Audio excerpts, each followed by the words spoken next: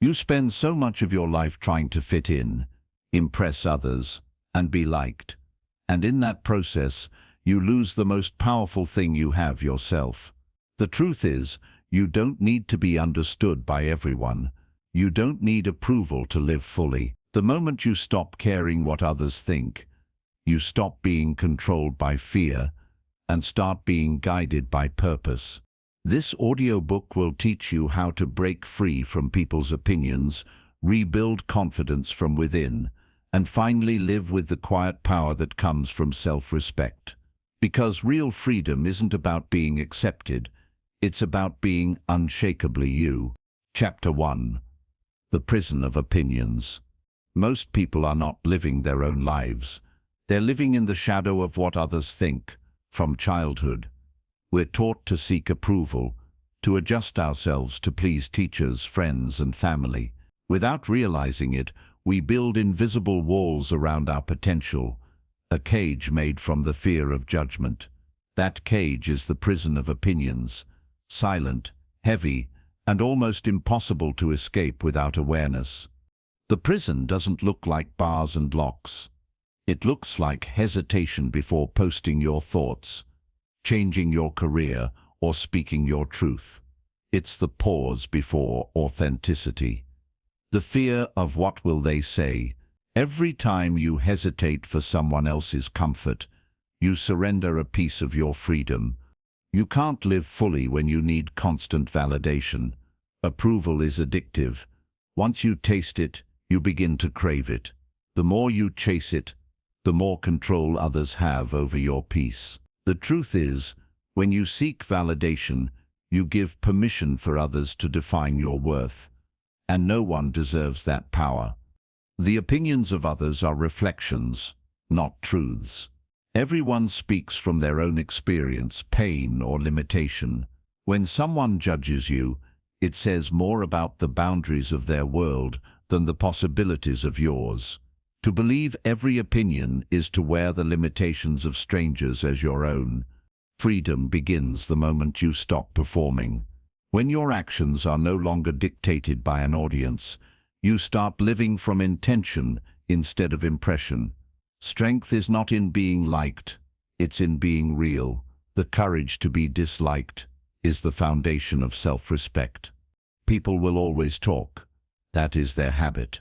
Some criticize what they can't understand, others envy what they can't become. If you try to silence every voice, you'll waste your entire life explaining yourself. Silence instead becomes your rebellion. You prove your truth through living, not convincing. The prison of opinions thrives on insecurity. The more unsure you are of who you are, the louder outside voices become. But when you know yourself deeply, your values, your purpose, your direction, the noise fades. Self-awareness is the key that unlocks this prison.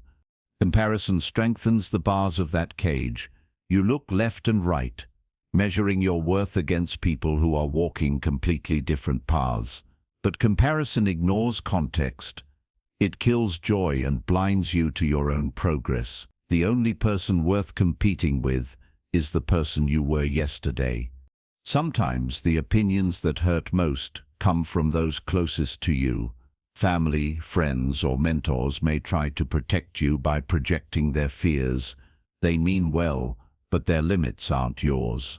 Strength is listening with respect, but choosing your own path anyway. To escape this prison, you must accept one truth. You will be misunderstood. No matter how clearly you explain yourself, someone will twist your words. No matter how pure your intention, someone will doubt it. Freedom comes when you stop needing everyone to understand you. The strongest souls often walk alone for a while. When you stop chasing approval, you lose the crowd, but you find yourself. Solitude becomes a sanctuary where your voice becomes louder than their noise. From that silence, purpose is born. You cannot please everyone because people's expectations constantly change. Today they'll admire you, tomorrow they'll criticize you for the same thing. Living by opinions makes you a puppet to inconsistency. Freedom means staying grounded in principle, not popularity. Perfectionism is another disguise for approval seeking. You try to avoid criticism by getting everything right, but perfection is an illusion. It keeps you trapped in endless preparation, afraid to be seen. The brave are not perfect. They're willing to be imperfect in public. You'll notice that opinions lose power when you start acting. Movement silences doubt. When you focus on growth, you no longer have time to overthink how others see you. Progress is louder than perception. Every successful person had to disappoint someone, whether it was parents, peers, or society. They chose authenticity over acceptance. The truth is, you can either fit in or stand out. You can't do both. Strength is choosing to stand out, even if it means standing alone. The world rewards authenticity in the long run. People might resist it at first, because it reminds them of their own lack of courage. But eventually, truth shines brighter than approval. Living authentically inspires others to break their own prisons. Judgment cannot be avoided. It must be outgrown. Weakness hides from it. Strength learns to live above it. When you no longer fear judgment, you start using it as feedback, not as a definition. Criticism becomes a mirror, not a sentence. The prison of opinions drains creativity. Every artist who worries about critics loses the fire that made their work alive. True creativity needs risk, chaos, and imperfection. When you stop editing your soul to fit expectations, genius awakens. Freedom also means forgiving those who judged you. Holding resentment keeps you chained to their opinions. Let go, not because they deserve forgiveness, but because you deserve peace. The less you carry, the further you travel. Living free from opinions doesn't mean becoming arrogant or careless. It means acting from inner conviction, not external approval. It means doing what's right, even when unrecognized, and staying kind even when mocked. Strength is quiet dignity. There's a difference between feedback and opinions. Feedback helps you grow. Opinions try to control you. The strong listen to advice, but reject manipulation. The goal is to stay teachable without becoming influenceable. To live free, you must define your own metrics of success. Weakness measures progress by applause.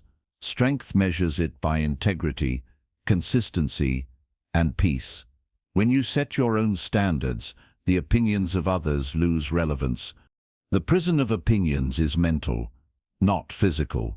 The bars are thoughts like they'll laugh, they'll reject me, or they'll think I'm strange.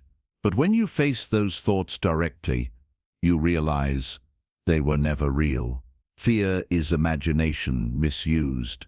Each time you act, despite fear, a bar of that prison breaks. Every brave decision, speaking up, starting the project, changing direction, widens the doorway. Freedom is not one giant leap.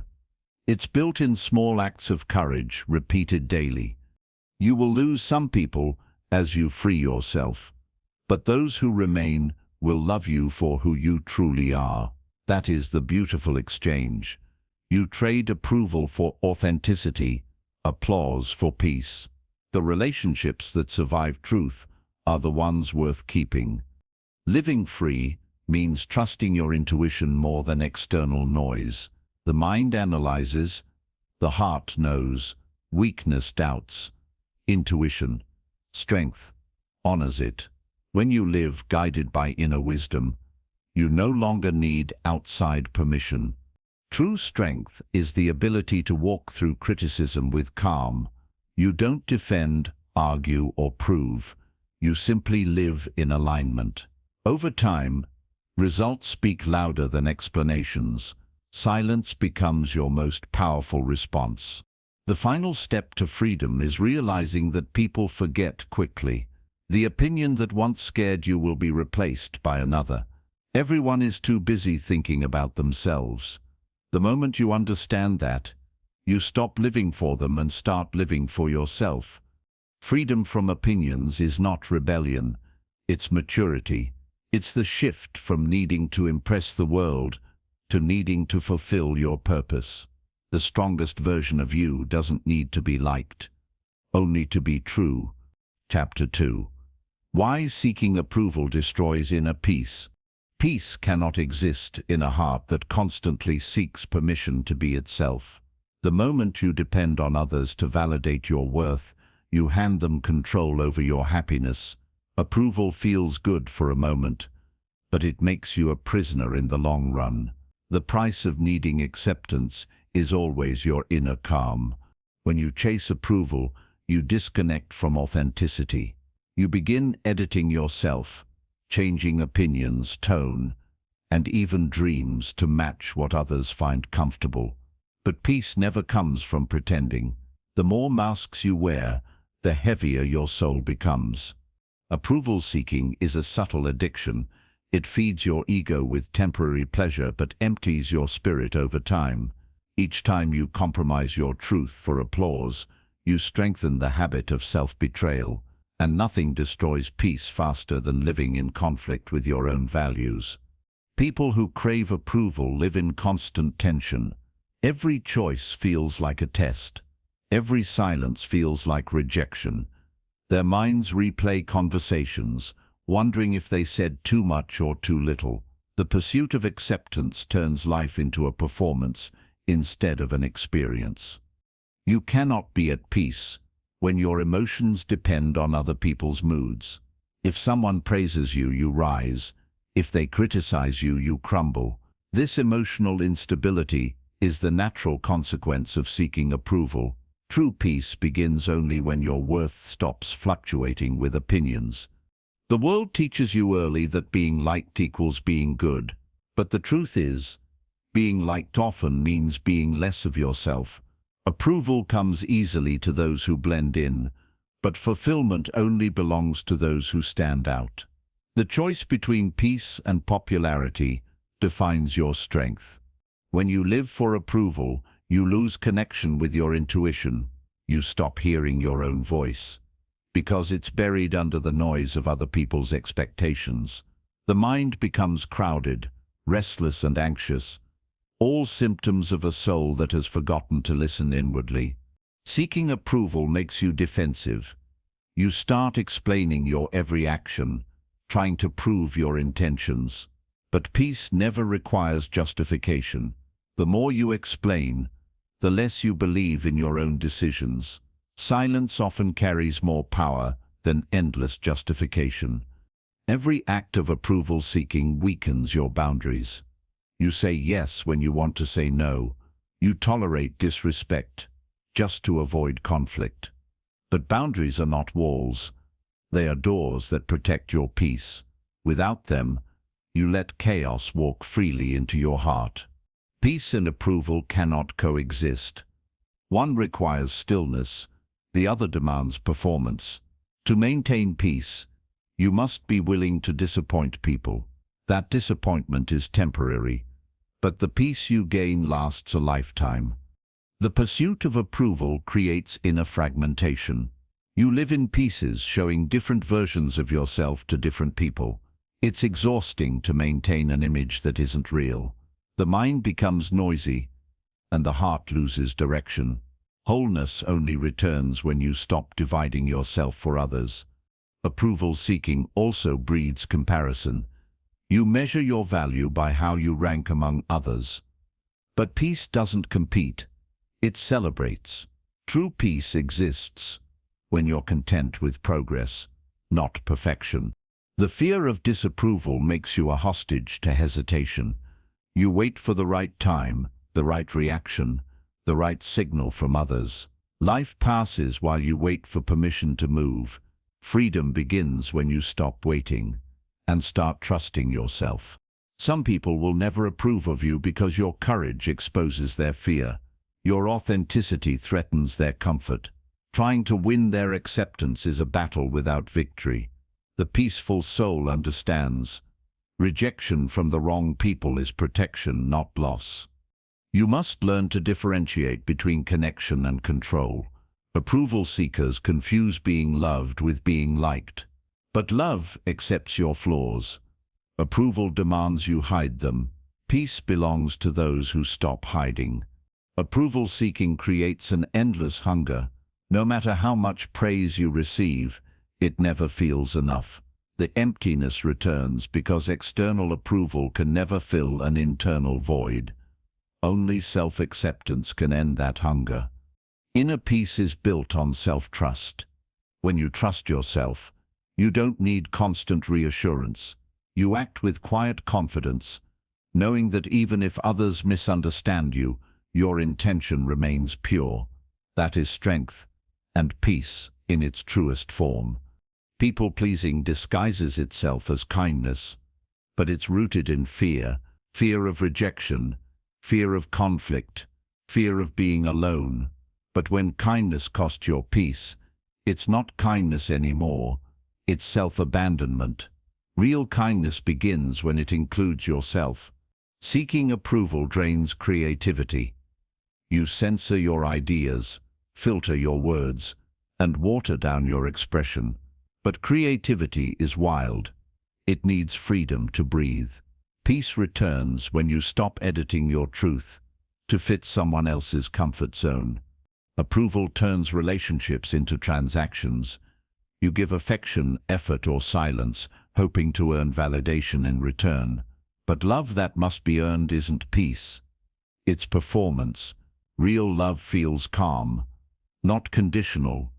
When you stop chasing approval, you rediscover energy. The fatigue you once blamed on stress was often the weight of pretending. Authenticity is light. It restores your energy because it requires no act. You simply exist as you are. The approval-driven mind overthinks everything. It replays words, body language, and tone, searching for signs of acceptance. But peace exists in surrender, in allowing things to be what they are without analysis. Overthinking is resistance. Peace is release. Sometimes the loudest approval you seek is from your past, from the people who doubted you, underestimated you, or ignored you. But chasing their recognition keeps you tied to old wounds. Healing begins when you stop performing for ghosts. When you stop seeking approval, your energy shifts.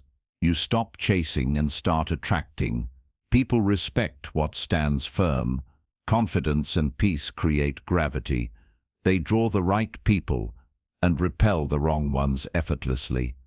Living for approval leads to emotional burnout. You keep giving until there's nothing left for yourself. But peace is sustainable only when it's mutual, when your giving comes from overflow, not emptiness. You don't need to be liked by everyone to be at peace. You just need to be aligned with your values. Some will misunderstand you. Let them. You were not born to convince. You were born to become. The moment you stop needing approval, you regain control over your emotions. You stop chasing after love and start becoming love itself. Inner peace is not something you find outside. It's the silence that appears when self-acceptance replaces self-doubt. The peaceful life is not the loud one that seeks recognition. It's the quiet life, built on truth, consistency, and self-respect. Peace is not the applause after your performance. It's the calm after you stop performing altogether. To seek approval is to live like a leaf, tossed around by every wind. But to live in peace is to become the tree, steady, rooted, and unmoved. The world may change around you, but your calm remains. And when that calm settles, you'll realize something profound. The approval you chased from others was always waiting to be given by you to yourself. Once you approve of your own soul, no one's rejection can ever shake your peace again. Chapter 3. Understanding the fear of judgment. The fear of judgment is one of humanity's oldest prisons. It whispers that you must shrink to be safe, that standing out invites danger, and that being different means being wrong. This fear doesn't live in the world, it lives in the imagination, built from memories of rejection and moments of shame. Yet though invisible, it dictates how millions live each day, carefully, quietly, and far below their potential. Judgment feels like a spotlight, a burning attention you never asked for.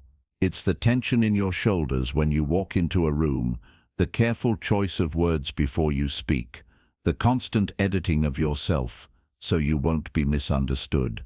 That exhaustion is the cost of fearing judgment. Endless performance without applause. At its core, fear of judgment is fear of exclusion. Long ago, survival depended on belonging to the tribe.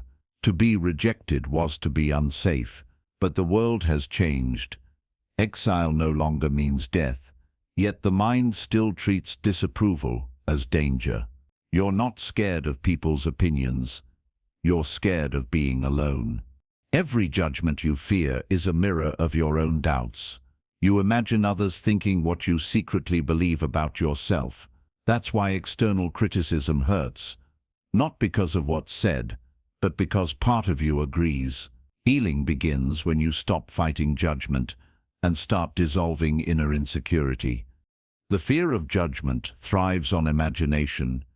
It feeds on what-ifs. What if they laugh? What if I fail? What if they think I'm strange? None of these exist. They are future illusions disguised as facts. The mind creates ghosts and then runs from them, never realizing they were self-made. To understand judgment, look at the ones who judge. Most people project their own limitations outward. They ridicule what they envy, condemn what they fear, and mock what they don't understand. When you grasp this truth, judgment stops feeling personal. It becomes noise, not prophecy. Living in fear of judgment keeps you small. You start avoiding opportunities that could elevate you. You silence ideas before they're born. You rehearse failure in your mind and call it safety. Yet, the life you want always lies on the other side of other people's opinions. The most tragic effect of judgment is self-betrayal.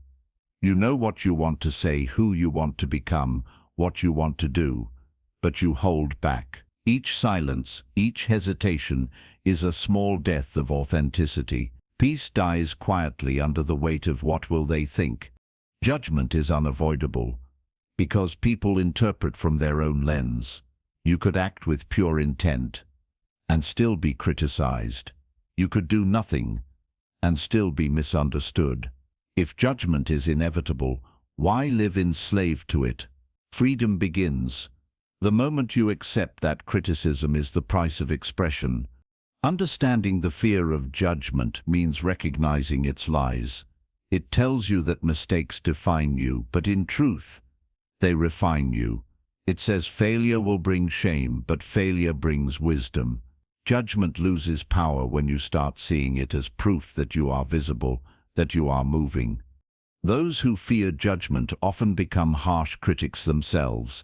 They judge others to deflect the attention, to feel temporarily superior. But in doing so, they strengthen the very system they hate. The cure is compassion, seeing everyone, including yourself, as flawed yet growing. Every great thinker, artist, or reformer was judged.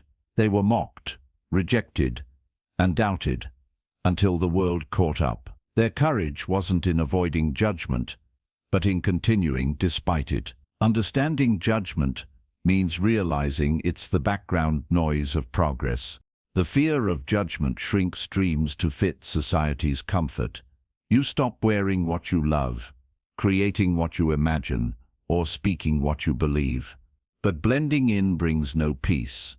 It only hides the discontent. Conformity might protect you from ridicule, but it also robs you of discovery. To heal from judgment, you must separate opinion from identity. What someone thinks of you is not who you are. Their perception is filtered through their own pain, envy, or misunderstanding. If 10 people can have 10 different views of you, none of them are truth. They are reflections. The fear of judgment teaches dependence. You begin measuring your worth through applause or silence. Each compliment becomes oxygen. Each critique feels like suffocation. True freedom begins when you no longer need either. You can't eliminate judgment, but you can outgrow it. It stops controlling you the moment your purpose becomes greater than your pride. When the mission matters more than your reputation, the opinions lose gravity. Judgment only sticks when ego is more important than impact. Understanding judgment means understanding impermanence. People's opinions are as fleeting as weather. Today's critics become tomorrow's admirers, and yesterday's fans become today's skeptics. Anchoring your peace to something that's unstable is a recipe for suffering. Fear of judgment also kills creativity before it breathes. The artist hides their canvas. The writer deletes their draft. The entrepreneur delays their launch. Yet judgment is inevitable, so why not be judged for being real? Mediocrity will still be criticized, but courage will be remembered. Children are fearless because they haven't yet learned to care. They dance, sing, and speak with pure freedom. The fear of judgment is taught, not born. Reclaiming peace is unlearning that fear, remembering the innocence of being unapologetically yourself. The voice of judgment becomes louder when the inner voice is quiet. You must replace the noise with truth. Spend time alone, reflect, write, meditate, anything that reconnects you to who you are without the world's echo. Self-knowledge is the shield that deflects judgment. Those who judge you now may one day admire you for the same reasons. People often ridicule what challenges them. Your independence reminds them of their dependence. So let their criticism become evidence that you're doing something rare. The fear of judgment thrives in inaction. The longer you wait, the stronger it grows. But once you act, you realize it was never as powerful as it felt. Movement destroys fear faster than analysis ever could. Understanding judgment also means forgiving yourself for caring. Don't shame yourself for being sensitive. It shows you value connection. Just learn where to draw the line, care enough to be kind, but not so much that you lose yourself. When you detach from judgment, you stop trying to please everyone. You realize that not everyone deserves access to your energy. Selectivity is strength. Peace grows in the soil of boundaries. To overcome the fear of judgment, you must practice exposure, small acts of authenticity that stretch comfort. Speak up in the meeting. Share your art. Express your opinion. Every act of truth builds tolerance against rejection. Most people forget your mistakes far sooner than you think. They're too busy worrying about their own image. The mind exaggerates the audience. In reality, there is none. You're freer than you think. You just need to walk past imaginary eyes. The ones who truly love you will never weaponize judgment. They may guide, correct, or advise, but never belittle. Surround yourself with people who see growth in your flaws and beauty in your courage. Their acceptance makes judgment irrelevant. The last layer of fear disappears when you realize that being judged means you're visible, and visibility is power. The moment people stop judging you entirely is the moment you've stopped moving. So take criticism as proof that you are alive, evolving, and becoming real. And when you finally understand judgment, you stop fearing it, not because it disappears, but because you rise above it. Judgment becomes background noise in the symphony of your purpose. You live, speak, and create, not to please, but to express. And in that expression, peace returns. Chapter 4. Freedom begins with self-acceptance. Freedom is not found in the absence of judgment, but in the presence of acceptance. Most people spend their lives trying to escape the eyes of others, when the real prison is the one built inside, the inability to accept themselves. You cannot be free if you are still at war with who you are. Self-acceptance is not arrogance. It is peace, a silent agreement between your soul and your imperfections. We are taught to love progress but not to love ourselves in the process. We chase self-improvement without realizing that improvement without acceptance becomes self-rejection disguised as growth. Freedom begins not when you become better, but when you stop believing you must be perfect to deserve peace. The need to be flawless is the heaviest chain a person can wear. It turns life into an endless project of fixing and proving. But self-acceptance says, I am enough in this moment, even as I evolve. It does not mean you stop growing. It means you stop growing from guilt. True acceptance is quiet strength. It doesn't shout confidence, it whispers compassion. It allows you to see yourself as a work in progress without shame. You stop apologizing for existing, for being different, for taking up space. That calm is the seed of freedom. People who reject themselves become prisoners of performance. Every action becomes a plea for validation, from relationships, work, even success. But nothing external can heal what internal rejection has created. Peace is born only when you stop seeking permission to be yourself. Self-acceptance requires honesty. You cannot make peace with what you refuse to face. The parts of you you've buried, your fears, your regrets, your mistakes, are not enemies. They are the unhealed pieces asking for love, not punishment. Freedom begins when you stop hiding from your own reflection. Accepting yourself does not mean liking every part of yourself. It means acknowledging that every part has value, even the ones that hurt. Strength and weakness, light and shadow, they are all part of your wholeness. Without darkness, your light would never be seen. When you reject yourself, you live in constant conflict. Every mistake becomes a wound, every failure a confirmation of unworthiness. But acceptance dissolves that war. It allows you to fail and still feel whole, to stumble and still feel worthy. That is the beginning of true peace. Many people mistake self-acceptance for complacency. They fear that accepting themselves will stop progress. But acceptance does not end growth. It fuels it. When you act from peace, your progress becomes sustainable, not desperate. You build, not from lack, but from love. You cannot love others deeply until you have learned to love yourself honestly. The way you treat yourself sets the tone for every relationship in your life. If you constantly reject yourself, you will attract people who mirror that rejection. Acceptance changes everything. It redefines what you allow. Freedom grows in spaces where shame once lived. The moment you accept your story, the beautiful and the broken, shame loses its grip. You stop needing to edit your past to be worthy of the present.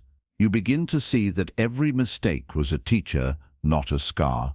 Perfection is a mirage. You can chase it for years and still die thirsty. The goal was never to become flawless. It was to become whole. Self-acceptance reminds you that you are already complete. Nothing missing, nothing lacking, just unfolding. Society thrives on your insecurity. It sells you beauty, success, and belonging, but only if you believe you are not enough. Accepting yourself is rebellion. It breaks the system that profits from your self-doubt. Your peace becomes your protest. The journey to acceptance is not quick. It takes courage to face your reflection after years of self-criticism. But freedom doesn't demand perfection. It demands patience. Every act of self-compassion weakens the old patterns of rejection. Slowly the storm within begins to quiet. You will never silence every inner critic, but you can choose not to obey it. The voice of judgment will still whisper, but self-acceptance allows you to hear it without surrendering. You begin to realize that thoughts are not commands. They are just passing clouds in a vast sky.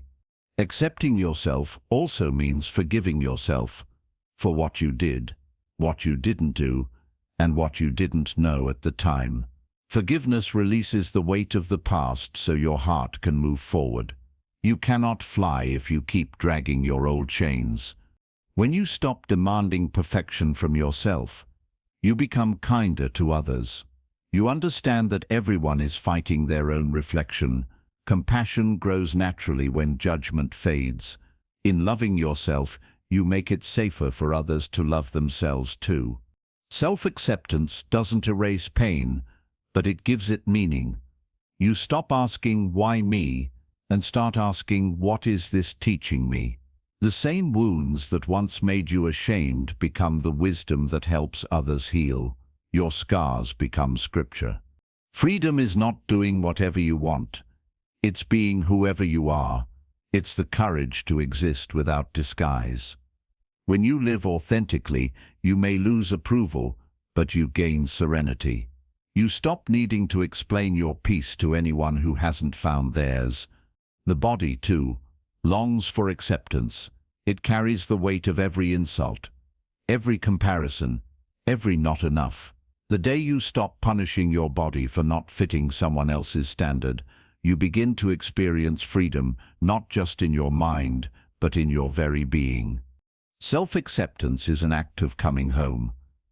You return to yourself after years of wandering through others' opinions. You find comfort in your own presence. Solitude stops feeling lonely. It starts feeling sacred.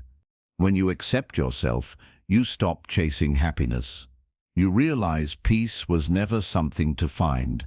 It was something to allow. It had been waiting underneath the noise of comparison and self-criticism all along. The strongest souls aren't those who conquer the world. They're those who make peace with themselves. They've learned that control over others brings power, but control over the mind brings freedom. Acceptance is the highest form of mastery. To accept yourself fully, you must stop measuring yourself against time. There is no deadline for healing, no race for enlightenment. The process unfolds differently for everyone. Patience is the purest form of faith in your own becoming. When you truly accept yourself, failure no longer defines you, it refines you. Criticism becomes feedback, not rejection. You stop internalizing pain as identity and start viewing it as information. That shift alone frees you from endless suffering. Your worth does not increase with praise or decrease with criticism. It remains constant, like the sun behind the clouds. Even when unseen, it shines. Self-acceptance is remembering that your light does not need to be proven to exist. Living in self-acceptance gives you calm confidence, not loud, but unshakable. You no longer need to prove, argue, or defend. You simply live aligned with your truth. And that quiet authenticity draws peace toward you like gravity. The world changes when you accept yourself. The same insults lose their sting, the same rejections lose their meaning, and the same fears lose their control. You become untouchable, not because the world became kinder, but because you did. Freedom begins with self-acceptance, because peace cannot coexist with self-hatred. You don't need a new life to be free. You need a new relationship with yourself. Once you make peace within, no external chaos can take it away. And finally, remember this: you will never be more worthy than you are in this moment. You may grow wiser, stronger, or more skilled, but not more worthy. Freedom is not about becoming more. It's about realizing you've always been enough. Chapter 5. Turning rejection into power. Rejection is not the end of your story. It's the beginning of your strength. Everyone experiences it, but not everyone learns from it. Some let rejection define their worth. Others use it to refine their character. The difference lies in perception. What feels like a door closing is often life redirecting you toward where you truly belong. The sting of rejection cuts deep because it touches your most vulnerable belief, the fear that you are not enough. But rejection does not expose your lack of value. It exposes misalignment. It shows you where energy was being wasted, where doors were meant to close. It hurts because it breaks an illusion, not your worth. Most people fear rejection because they confuse it with failure. But rejection is not failure. It's feedback. It tells you what's not ready, what's not right, or what's not meant for you. When you stop personalizing rejection, it transforms from pain into guidance. The truth is, rejection builds resilience faster than acceptance ever could. Every time the world says no, you're being given an opportunity to prove your commitment. Acceptance tests comfort. Rejection tests character. It's through disappointment that inner strength is revealed. Rejection also teaches detachment, a form of spiritual power. When you stop needing outcomes to validate you, you move through life freely, no longer begging for permission. You start attracting opportunities by your energy, not your desperation. That's the shift from weakness to power. Every no creates space for a better. Yes, when something is removed from your path, it's not punishment, it's preparation. Life clears what cannot carry your next chapter. To hold on to rejection is to argue with divine redirection. When you're rejected, pain tells you to close off, but wisdom tells you to stay open. Closing makes you bitter. Openness makes you wiser. The ability to stay kind after rejection is not weakness, it's mastery over ego. It means you've learned to love without attachment. Rejection humbles the proud and strengthens the humble. It reminds you that control is an illusion. You cannot force belonging. True alignment is mutual. You never have to beg to be where you're meant to be. What's yours will never need convincing. Every time you step rejected, you face two choices: shrink into self-doubt or expand into self-belief. One drains your energy, the other reclaims your power. Growth begins when you stop asking, "Why me?" and start asking, "What can I learn from this?" The pain of rejection often hides your next level of confidence. When the approval you depended on is taken away, you're forced to find strength within. You stop performing for love and start building it internally. That shift is where true independence begins. Some rejections are disguised protection. The job you didn't get, the person who left, the opportunity that vanished. They might have looked right, but carried unseen consequences. Life removes what could have destroyed you. In time, you'll call those moments blessings. Rejection also tests your intentions. Were you doing something for passion or for applause? If rejection kills your desire, it means your purpose was tied to external validation. But if you continue anyway, rejection becomes proof of your authenticity. You grow powerful when you stop chasing what rejected you. Energy wasted on convincing is energy stolen from creation. The moment you redirect that power inward, life begins to flow again. Strength is built in release, not resistance. The ones who reject you teach you boundaries. They show you what you no longer need to tolerate, what you should never settle for. Rejection clarifies standards. It strips illusions and forces alignment between who you are and what you truly deserve. To turn rejection into power, you must change its meaning.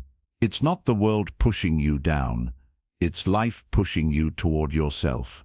Every closed door redirects you to a stronger version of your path, the version only meant for those who can endure the weight. When you stop fearing rejection, you become unstoppable. You apply without worrying about the outcome, speak your truth without rehearsing the reaction, love without bargaining. You discover freedom in effort, the freedom of knowing you have nothing to lose by being authentic. Rejection is also the birthplace of creativity. Many artists, thinkers, and leaders found their voice in the silence of being ignored. Rejection forced them inward, into the solitude where vision was born. Sometimes being unseen is what allows your originality to emerge. You cannot control rejection, but you can control what it awakens in you. It can awaken self-pity or self-mastery. The first keeps you trapped in pain. The second transforms you into someone who grows stronger through resistance. Rejection makes you question yourself, and that questioning is powerful. It forces introspection, self-evaluation, and redirection. The key is not to let questioning turn into self-criticism. Reflect, refine, but never regret the courage it took to try. Most rejection isn't personal. It's situational. Timing, readiness, perspective, all of these play a role. But when you internalize rejection as unworthiness, you let external opinions shape your self-concept. Detachment returns control back to your hands. In truth, rejection teaches emotional maturity. It forces you to separate validation from identity. When you stop letting acceptance inflate you and rejection deflate you, you enter emotional balance. That balance is the root of peace. Rejection also strengthens faith. Not blind optimism, but trust in divine timing. You begin to understand that not getting what you want can be as merciful as receiving it. You start seeing delay not as denial, but as direction. Sometimes rejection strips away your illusions of control so you can experience surrender. Surrender doesn't mean giving up. It means allowing life to unfold without resistance. The paradox is, when you surrender, what's meant for you comes effortlessly. Turning rejection into power means refusing to become bitter. Bitterness is stagnation. It anchors you to the past. Forgiveness, however, is motion. It releases energy back into creation. You rise when you refuse to hate what hurt you. Rejection, when embraced, becomes fuel. It sharpens your purpose, focuses your ambition, and strengthens your resolve. Every no becomes a lesson in persistence. Every closed door becomes a mirror, reminding you to build your own. The most powerful people are not those who never faced rejection. They're those who refused to let rejection decide their value. They kept showing up, not because it was easy, but because they understood that consistency defeats circumstance. You are not defined by who rejects you. You are defined by how you respond. Let rejection sculpt your strength, not shrink your spirit. Let it become a teacher, not a tormentor. The choice is always yours. When you master rejection, you become fearless. You stop walking on eggshells, stop trying to please everyone, stop holding back. Rejection no longer feels like death. It feels like redirection. That freedom is power in its purest form. And in the end, you realize something profound. Rejection was never against you. It was for you, guiding you toward clarity, maturity, and truth. The doors that closed protected your purpose. The people who left made space for peace. The silence that followed taught you to listen to yourself. That's where real power begins. Chapter 6. The strength of being misunderstood. To be misunderstood is not a weakness. It's a sign that you're living in truth, too deep for the surface to recognize. Most people fear being misunderstood because they equate misunderstanding with rejection. But in reality, being misunderstood often means you've stepped beyond what is familiar, beyond the comfort zone of others' comprehension. It's the silent cost of authenticity. When you choose to live honestly, not everyone will understand your choices. People interpret through the lens of their own fears, experiences, and beliefs. What they see in you is often a reflection of themselves. So when they misjudge your silence, your distance, or your focus, it's not truly about you. Being misunderstood teaches detachment from the need to explain.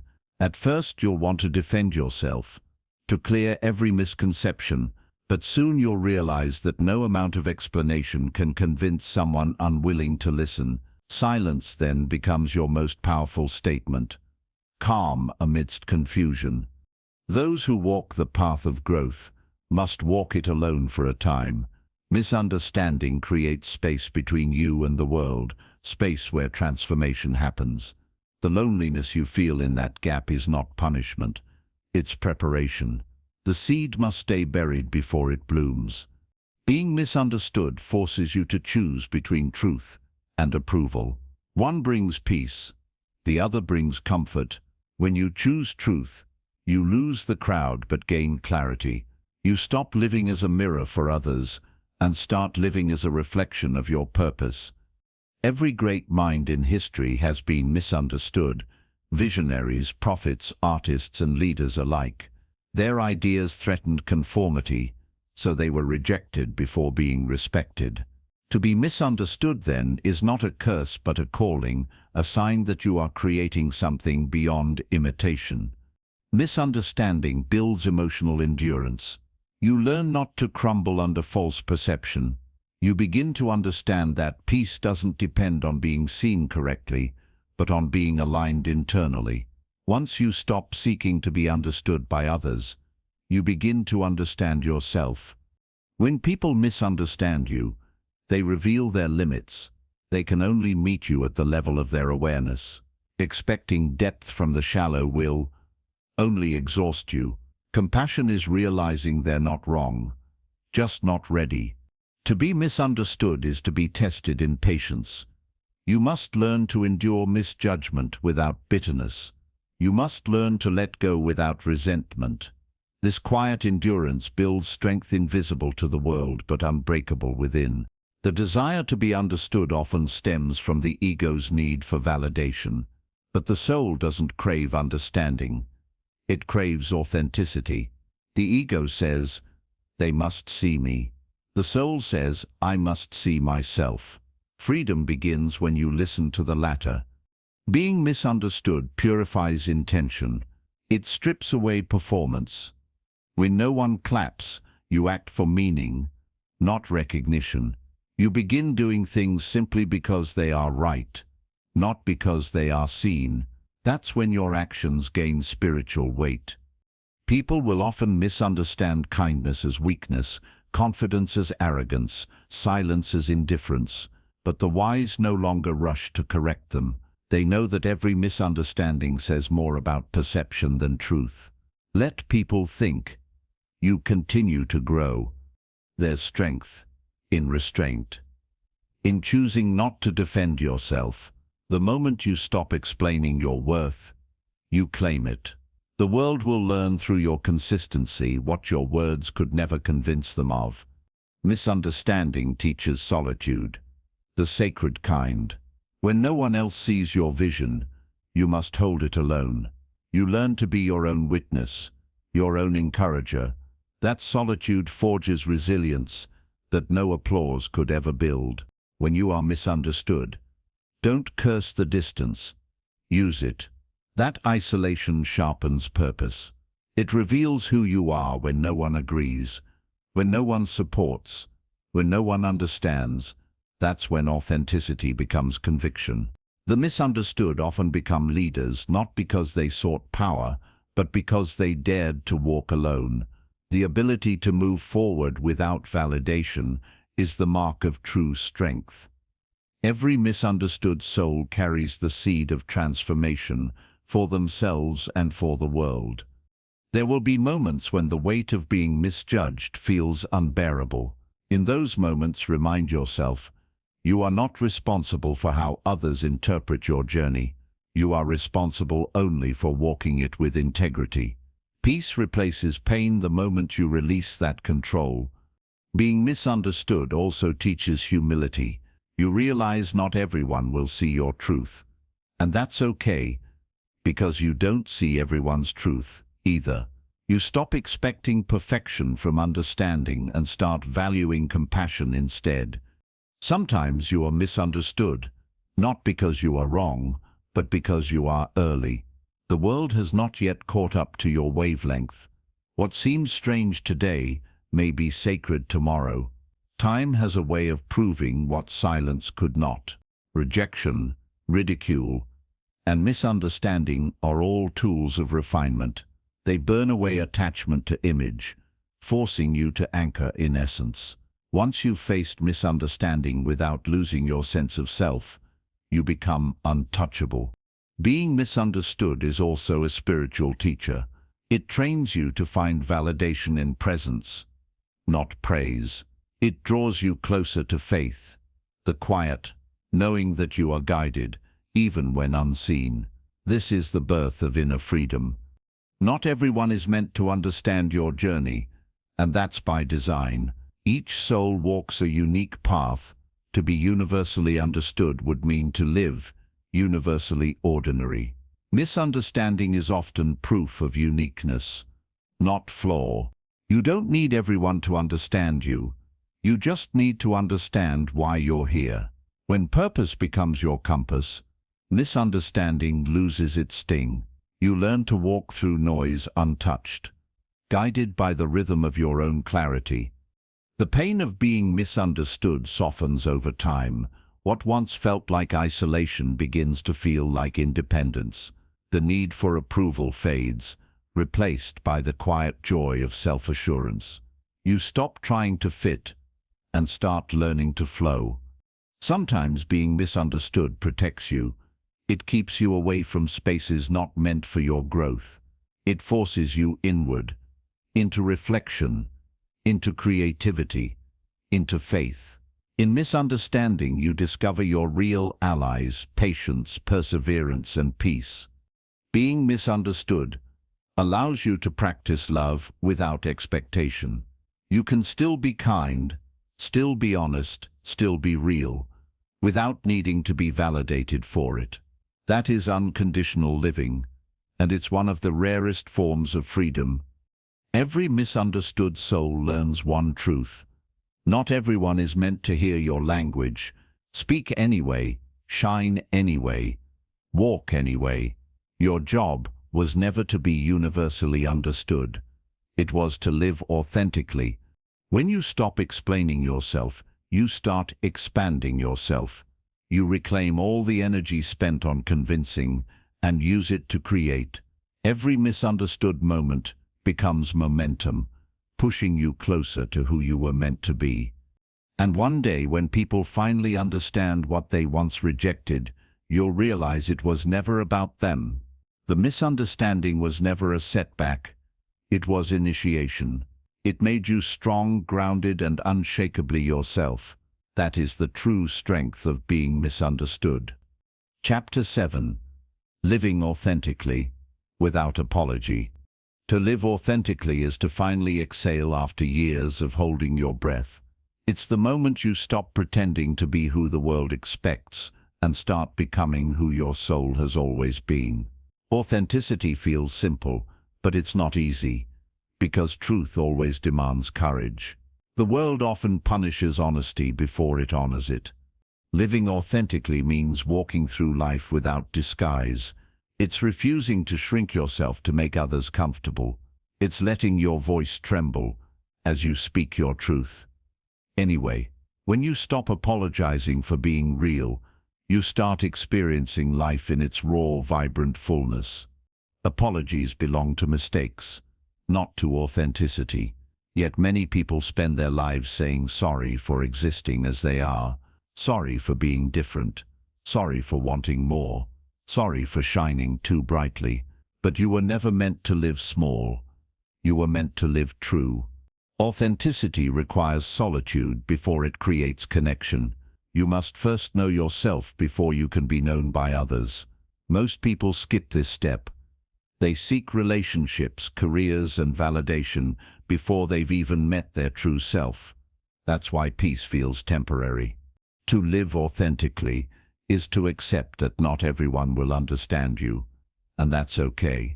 Authenticity is not about pleasing. It's about aligning. The ones meant for you will feel peace in your presence, while others may feel discomfort. Let both reactions exist without explanation. Living authentically without apology is an act of rebellion in a world that thrives on imitation. Society teaches conformity disguised as belonging, but the more you fit in, the more you disappear.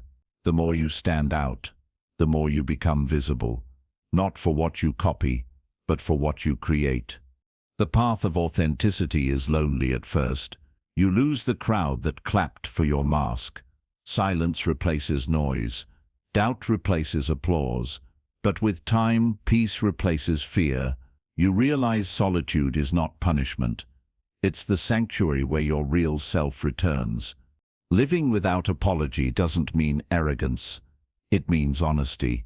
It means you no longer dim your light to protect others' insecurities. True confidence is quiet. It does not demand attention. It simply stands firm without needing permission to exist.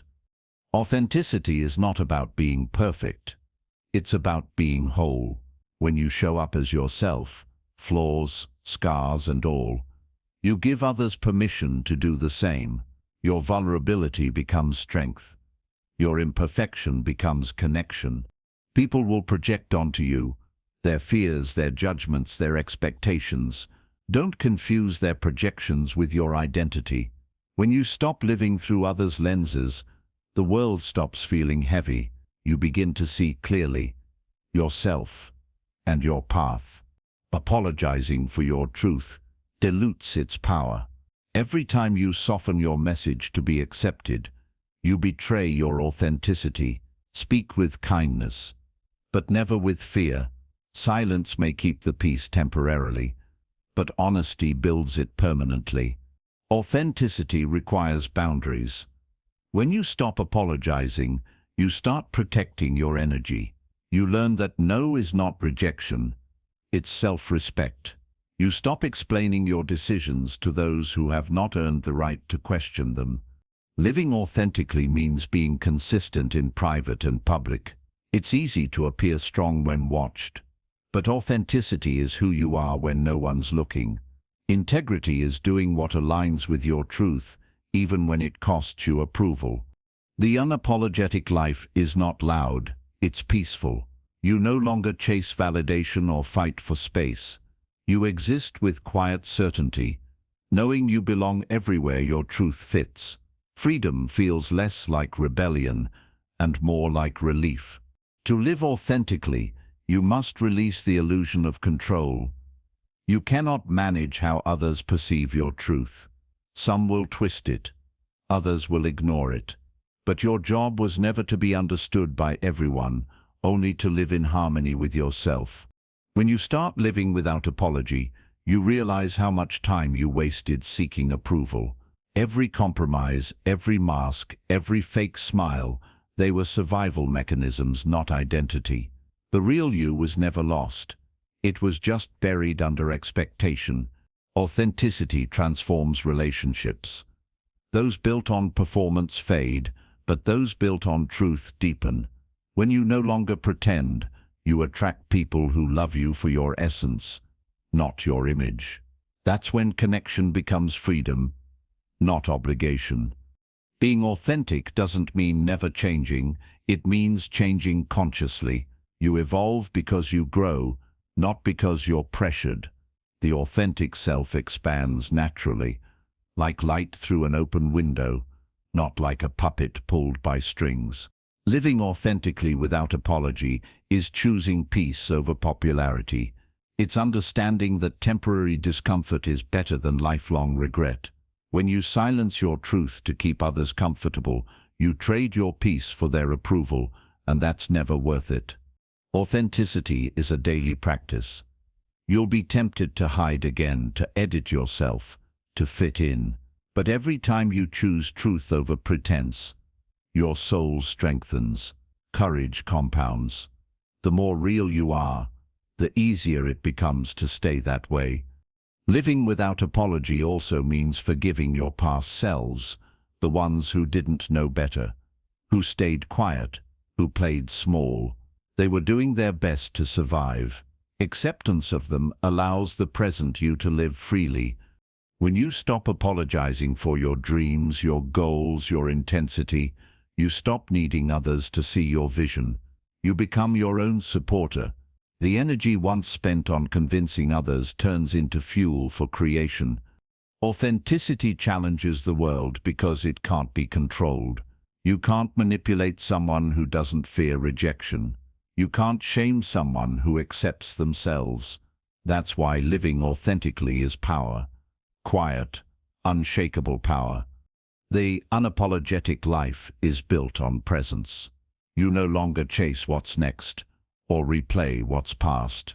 You live from your center, where peace, truth, and purpose meet.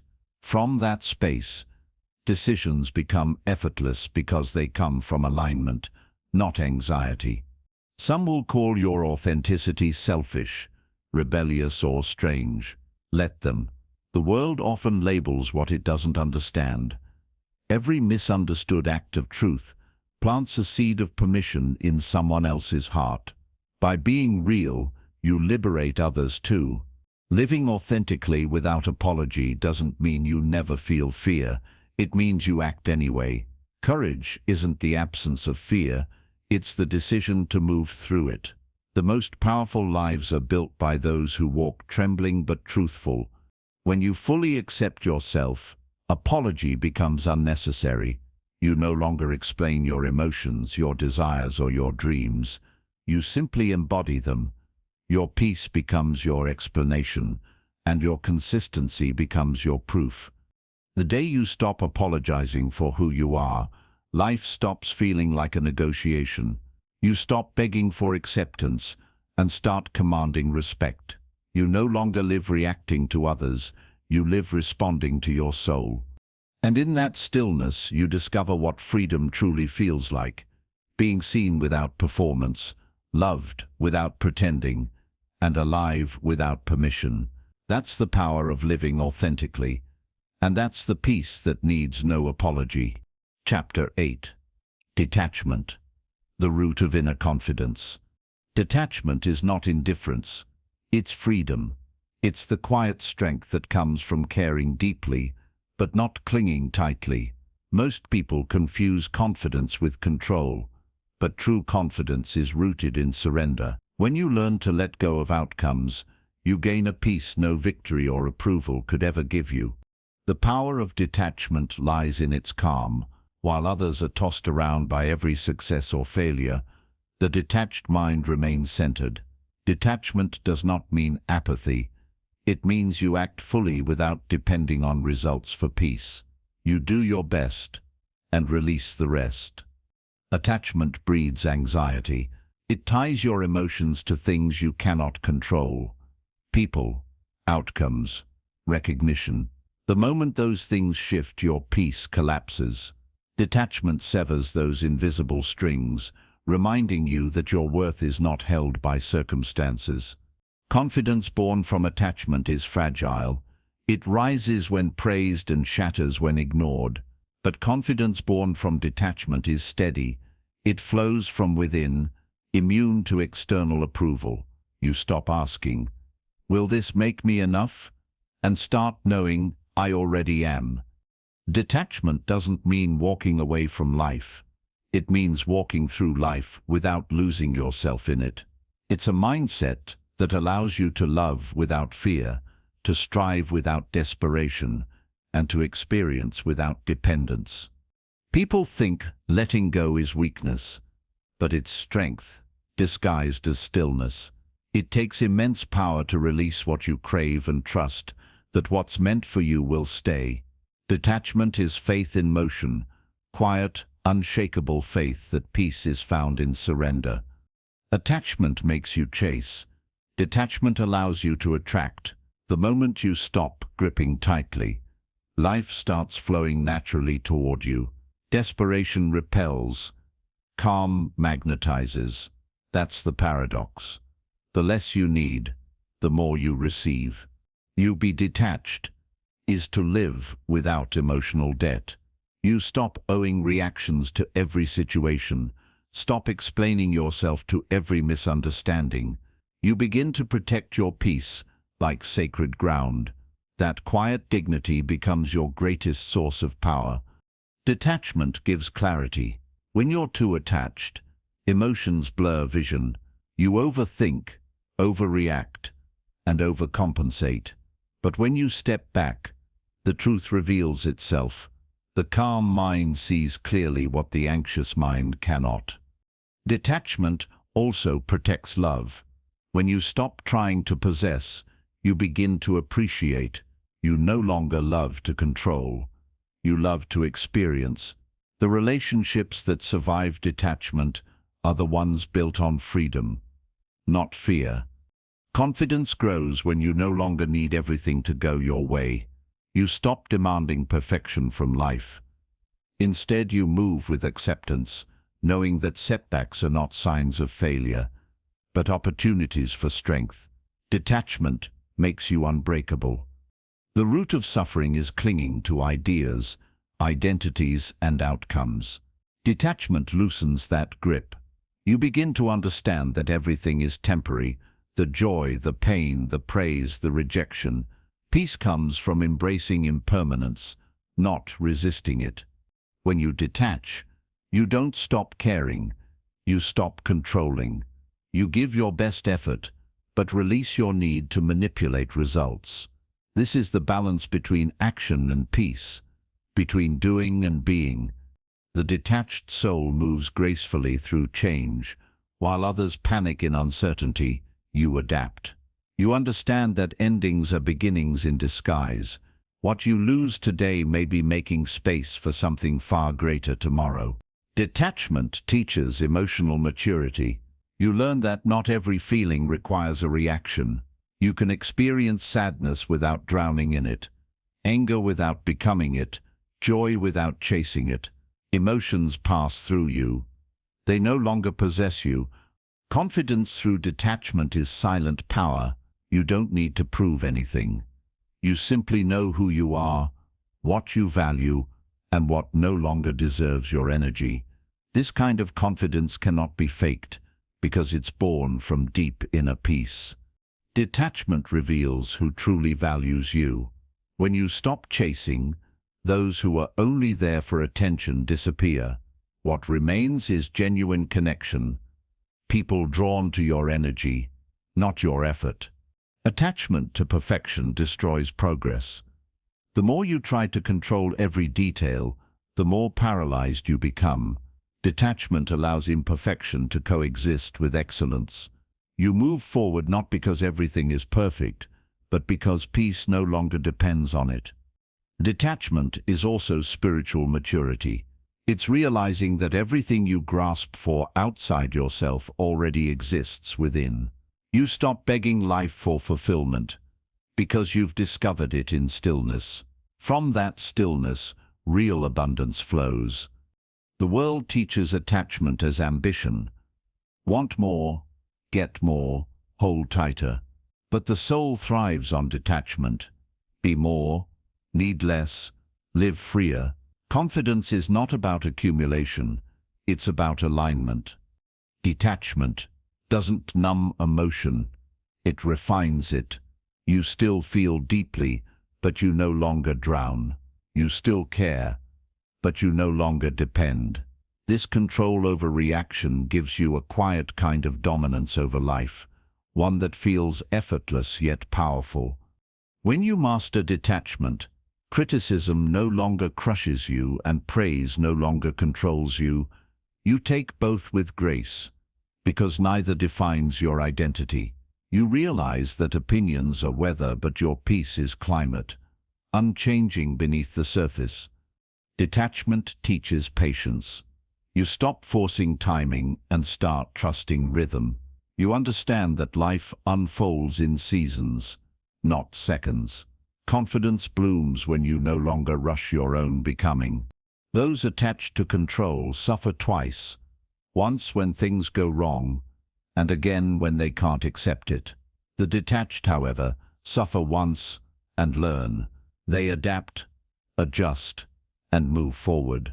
That flexibility is the true sign of strength. Detachment simplifies life. You stop being pulled by endless desires and distractions. You begin to see what truly matters. Presence, purpose, peace. The rest fades into background noise. Confidence is quiet acceptance.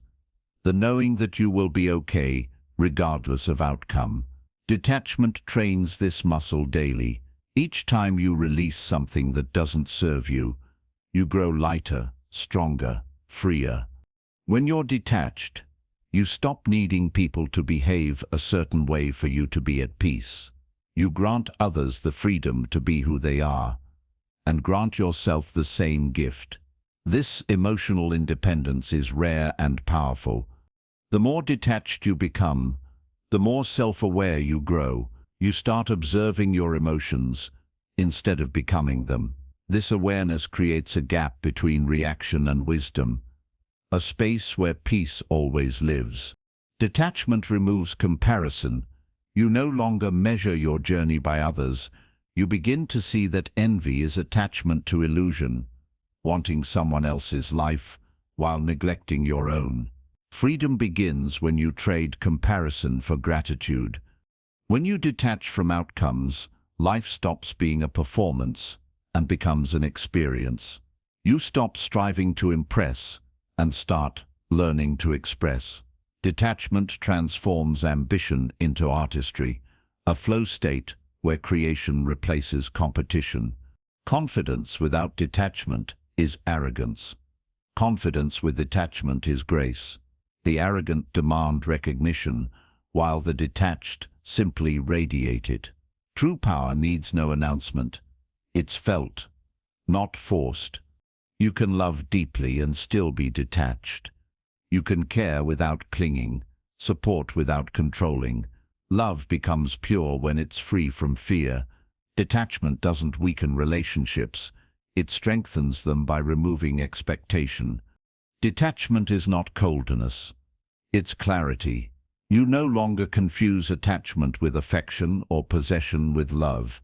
You can stand close to people without losing yourself in them. That balance creates lasting harmony. To live detached is to trust that life knows what it's doing. You stop labeling moments as good or bad and start seeing them as necessary. Confidence grows from this acceptance. You realize you can handle anything because you no longer resist everything. Detachment brings humility. You understand that nothing truly belongs to you, not people, not possessions, not even moments. You are a guest in every experience. Gratitude replaces entitlement. Appreciation replaces control. Attachment makes you reactive to loss. Detachment makes you receptive to change. When you stop fighting the inevitable, peace becomes your default state. The storm may rage, but your center stays still. The beauty of detachment is that it restores your relationship with the present. You stop clinging to what was and fearing what will be. In this stillness, life finally feels lighter. You see that joy was never about possession. It was about presence. True confidence is silent faith. Faith in yourself, in timing, in life's unseen order. Detachment strengthens this faith. It reminds you that everything meant for you flows back effortlessly when you stop grasping and start trusting. Detachment also frees creativity. When you're no longer desperate for success or recognition, your expression becomes pure. You create for joy, for truth, for growth. And ironically, that's when the world begins to notice. The more you practice detachment, the more you realize that control is an illusion and peace is a choice. You don't need to manage the world to be confident. You only need to master your response to it. And in the end, detachment reveals the ultimate truth. You never lose anything that's truly yours. What leaves makes space for what's meant. What stays deepens in value. When you live with this awareness, confidence becomes effortless, and peace becomes your permanent state. Chapter 9. How to build an unshakable mind. An unshakable mind isn't built overnight. It's forged through storms. Strength of mind is not about avoiding pain, but about facing it with wisdom. When the world trembles around you, your peace depends on your ability to stay grounded, to remain still when everything demands a reaction. The foundation of an unshakable mind is awareness. You cannot control every event, but you can control how you interpret it. The moment you realize that your perception is your power, you stop being a victim of circumstance and start becoming the architect of your reality. An unshakable mind begins where reactivity ends. Most people let emotions steer their lives: anger, fear, doubt, jealousy. But when you start observing emotions instead of obeying them, they lose their control over you. Awareness becomes your shield against chaos. Stillness is the seed of strength. The mind that constantly reacts becomes exhausted. The mind that pauses gains clarity.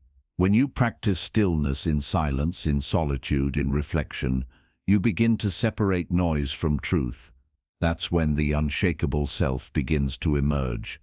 Mental strength doesn't mean never falling. It means never staying down. Every setback becomes training. Every failure teaches endurance. The unshakable mind understands that pain is not punishment. It's preparation for higher resilience. You build an unshakable mind by mastering focus. What you feed grows. If you constantly feed fear, you strengthen weakness. If you feed patience, discipline, and faith, you strengthen power. The mind becomes what it repeatedly thinks. Guard it like sacred ground. An unshakable mind refuses to drown in assumptions. It waits for clarity before reaction. It asks, "Is this truth or emotion?" before acting. That one pause separates strength from chaos. Maturity begins in that moment of choice. The mind gains power through discomfort. Comfort makes you soft. Challenges sharpen you. Each time you face difficulty with patience, your mental armor thickens. Life stops feeling like an enemy and starts feeling like a teacher. An unshakable mind is born in discipline. The ability to do what must be done, even when you don't feel like it, builds unbreakable trust with yourself. Every promise you keep strengthens your inner foundation. Confidence without discipline is illusion. To build a strong mind, master detachment from outcomes. Focus on effort, not reward. Peace comes when your satisfaction depends on alignment with values, not applause from others. The moment you stop chasing validation, your mind stops trembling. Fear weakens the mind because it feeds on imagination. The unshakable mind doesn't suppress fear, it studies it. It asks, "What is this teaching me?" and uses that awareness to grow. Fear transforms from enemy to compass. An unshakable mind doesn't seek to control everything. It seeks to remain stable through everything. You can't stop storms, but you can learn to stand firm in the rain. Confidence is not control, it's composure. Every time you choose patience over panic, your mind strengthens. The calm decision you make in chaos becomes a seed of power. Over time, you begin to trust your ability to remain steady, and that self-trust is unbreakable. To build an unshakable mind, stop arguing with reality. The more you resist what is, the more you suffer. Acceptance is not giving up. It's gaining power over what's true. Only when you accept the present can you change it. Your thoughts are not facts. They are interpretations. The unshakable mind questions every thought. Does this serve my peace or destroy it? This inner dialogue is the gateway to mastery. Most battles are won before they ever reach the surface. Mental strength grows in silence. When you stop reacting to every noise, every opinion, every trend, you conserve energy. That energy turns inward, becoming clarity. Stillness trains your spirit, the way resistance trains your body. To remain unshaken, learn emotional neutrality. You don't need to label every experience as good or bad. Simply observe. The less judgment you attach, the more balanced your state becomes. Peace is not positivity, it's understanding. An unshakable mind knows that everything is temporary, the highs, the lows, the pain, the joy. It no longer clings. This understanding removes fear because you know that no storm lasts forever. Impermanence becomes peace. Build your mind through challenge. Avoiding difficulty only delays maturity. Every time you survive something you thought would break you, your subconscious rewrites its limits. The mind becomes unshakable, not through ease but through endurance. You cannot build an unshakable mind without mastering your inner dialogue. The words you say to yourself in private define your strength in public. Speak to yourself as a mentor, not a critic. Kindness to self is not weakness, it's strategy. The strong mind is grounded in purpose. When you know why you wake up, you stop getting lost in distractions. Purpose silences fear because it gives meaning to pain. Without purpose, every challenge feels like chaos. With purpose, every challenge feels like growth. To remain unshakable, learn to live with uncertainty. Control is an illusion. Adaptability is wisdom. The mind that can pivot without panic becomes undefeatable. Resilience is flexibility, disguised as strength. Detach from drama. The unshakable mind doesn't waste energy on gossip, arguments, or negativity. Peaceful silence is its language. When others fight for attention, you fight for balance. To build strength, train your mind like a muscle. Meditation, journaling, reading, reflection. These are mental workouts. They sharpen focus and remove mental noise. The stronger the mind, the simpler its needs. The unshakable mind finds peace in solitude. In silence you meet yourself, your fears, your desires, your patterns. Facing them without distraction gives you power. Solitude is not isolation, it's self-connection. Confidence grows when you trust your process more than your emotions. Feelings fluctuate, but discipline stays steady. The unshakable mind honors feeling but obeys logic. Emotion is wind. Logic is anchor. Strong minds forgive, not because others deserve it, but because peace does. Holding grudges ties you to the past. Detachment from resentment is liberation. Forgiveness is not approval, it's release. The unshakable mind remains humble. Ego seeks validation. Strength seeks understanding. When you stop needing to prove you're right, you preserve energy for what truly matters. Progress, not pride. Resilience is built by repetition. Every time you get back up, your nervous system learns that you can survive pain. That's how calm becomes natural, through practice, not theory. The mind that knows itself cannot be manipulated. When you understand your triggers, fears, and desires, no one can use them against you. Awareness becomes armor. Knowledge of self is the greatest defense. The unshakable mind doesn't chase happiness. It cultivates balance. It doesn't run from darkness. It learns to walk through it with light. Happiness becomes a byproduct of alignment, not the goal itself. To be unshakable, surrender comparison. Competing with others drains focus. The strong mind competes only with its past self. Growth is internal, measured by calmness, clarity, and consistency. Gratitude stabilizes the mind. When you focus on what's working, your energy shifts from fear to abundance. Gratitude doesn't ignore pain. It gives it context. It reminds you that even storms water the soil. To stay unshaken, reduce attachment to identity. You are not your title, status, or possessions. These things can vanish, but the awareness behind them remains. When you know who you are without labels, you become untouchable. Pain becomes purpose when the mind matures. The unshakable person sees every wound as wisdom. Nothing is wasted. Every loss, betrayal, or delay becomes raw material for strength. Confidence deepens when you honor consistency over excitement. The strong mind values discipline more than bursts of motivation. Daily commitment becomes a source of calm, proof that you can rely on yourself. To build an unshakable mind, face your fears deliberately. Avoiding fear feeds it. Meeting it dissolves it. The more often you walk toward discomfort, the less control it has over you. The unshakable mind is built on truth. You stop lying to yourself about who you are, what you want, and what you need to change. Honesty, though uncomfortable, becomes liberation. The truth hurts once. Denial hurts forever. Simplicity strengthens the mind. Complexity creates chaos.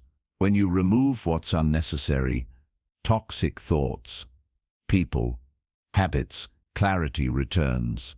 Minimalism isn't about less, it's about peace. The unshakable mind embraces time as an ally. It doesn't rush healing or success. It understands that growth unfolds in its own rhythm.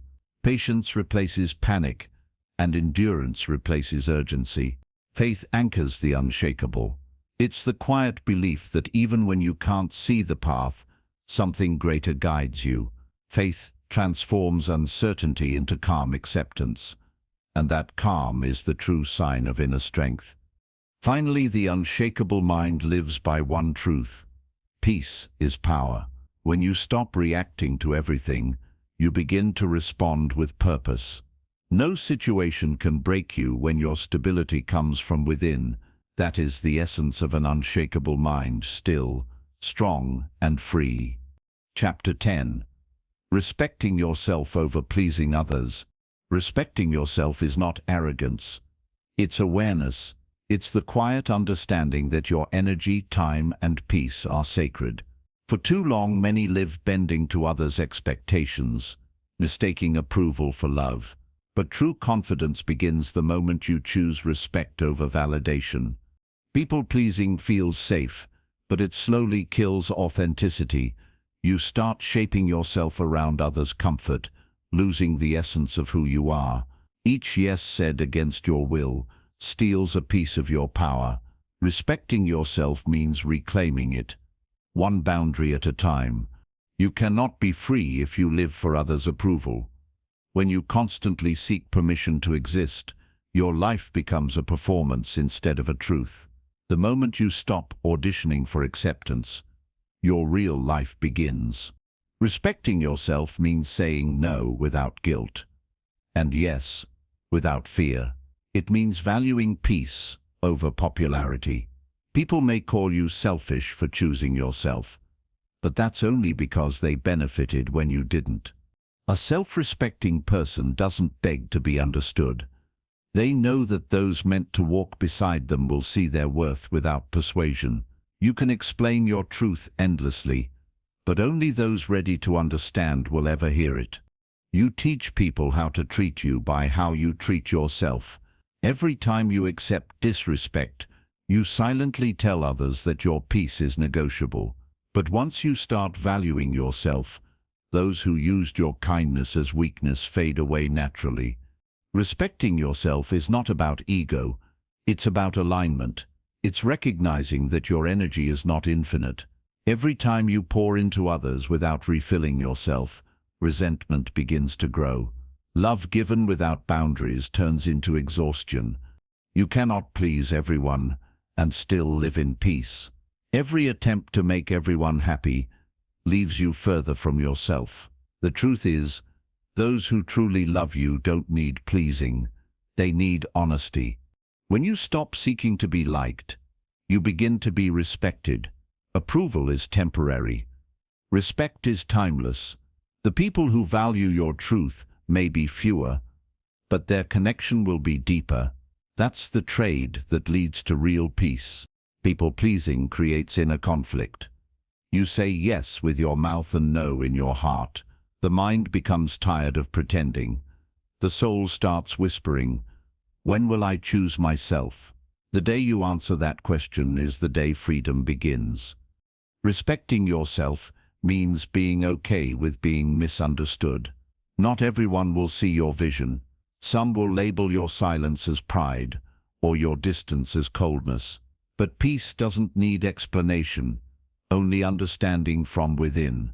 The person who respects themselves no longer fears losing people. They understand that what leaves when you stand in your truth was never meant to stay. Letting go becomes easier when you realize that peace costs nothing, but pleasing costs everything. Self-respect means you stop chasing love that hurts. You stop calling manipulation care and control concern. The more you respect yourself, the harder it becomes for others to disrespect you. You start recognizing red flags as lessons, not invitations. When you respect yourself, you stop lowering your standards just to fit in.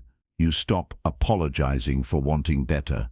Mediocrity no longer feels comfortable because your soul now demands excellence, not from arrogance, but from awareness. Respecting yourself requires solitude. You must spend time alone to know what truly feels right for you. Without solitude, you inherit others' desires and forget your own. The quiet moments are where you rebuild the foundation of self-worth. You cannot be everything to everyone and still be something to yourself. Pleasing everyone leaves you scattered. Respecting yourself brings you home. Peace doesn't come from external applause but from internal agreement. A self-respecting mind doesn't chase closure from others. It creates it. You stop waiting for apologies that never come and start forgiving yourself for tolerating less than you deserved. Closure isn't found in conversations, it's found in boundaries. Respecting yourself means trusting your intuition more than opinions. The world will always have suggestions, judgments, and noise, but your inner voice, when honored, never leads you astray. The more you follow it, the louder it becomes. When you stop living for approval, your authenticity becomes magnetic. People start respecting you, not for what you give them, but for what you represent: strength, truth, and integrity. The world eventually values what it once questioned. People pleasers often carry guilt when they finally start saying no, but guilt fades and peace grows. So, every time you protect your energy, you tell the universe that your well-being matters. That's when new, aligned opportunities begin to appear. Respecting yourself is also emotional discipline. You stop explaining yourself to those who twist your words. You stop reacting to every opinion. Maturity is realizing that silence often speaks louder than argument. An unshakable person respects their time. They know that saying yes to everything is a disguised form of self-sabotage. True productivity is not about doing more, it's about doing what aligns with purpose. When you stop pleasing others, you might lose people, but you'll never lose peace.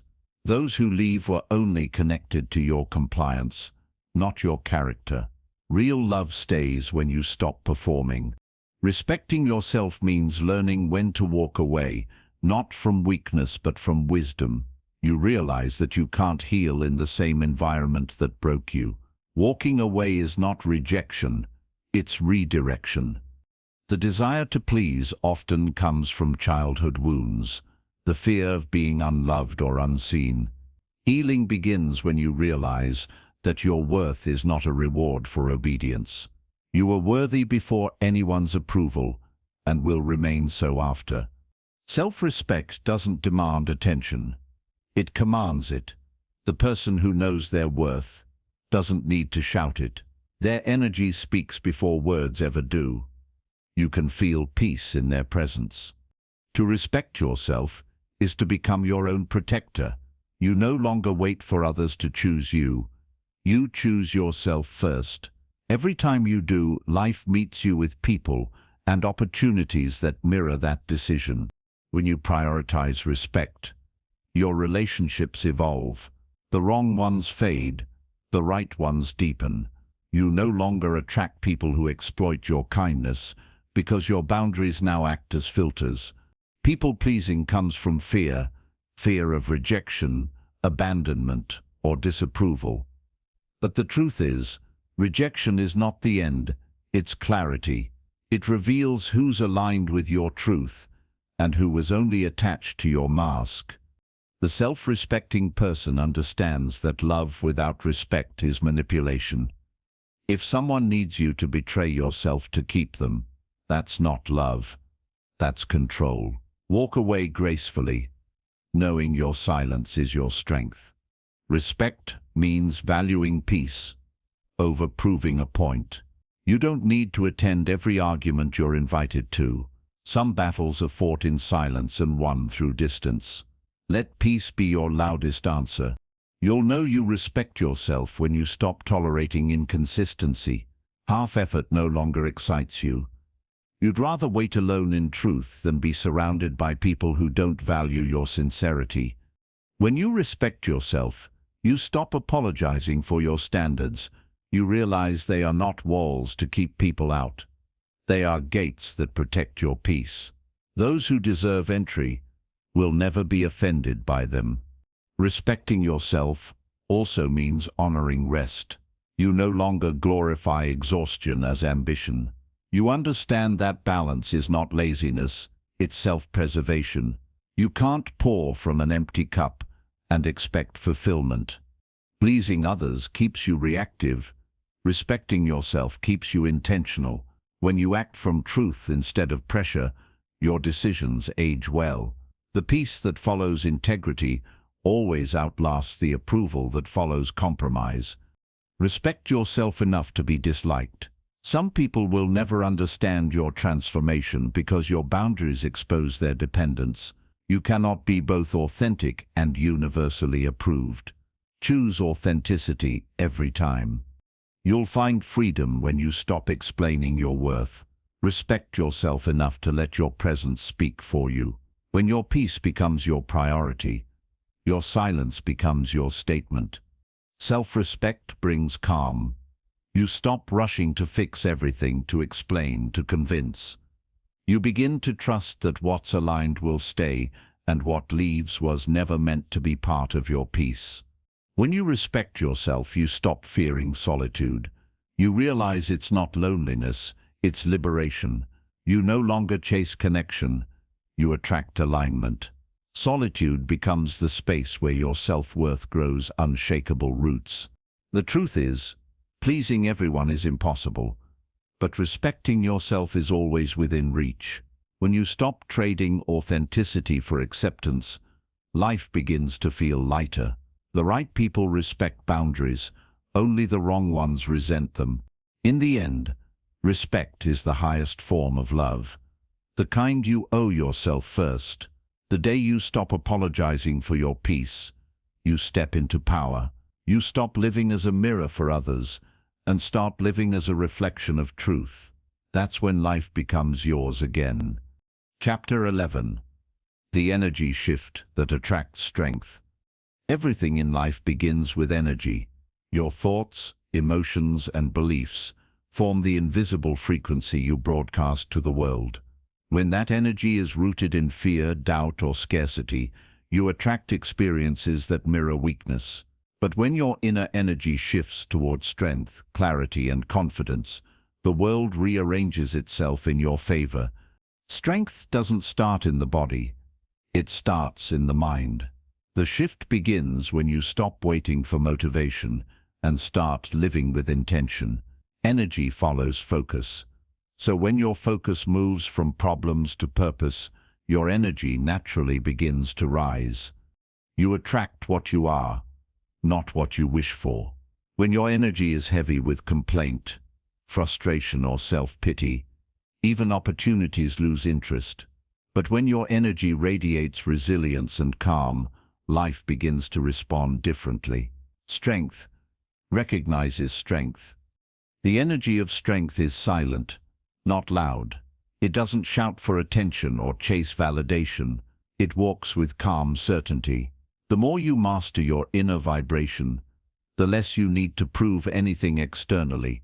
That quiet confidence draws the right people, moments, and growth. Energy is contagious. When you're centered, grounded, and peaceful, others feel it without words.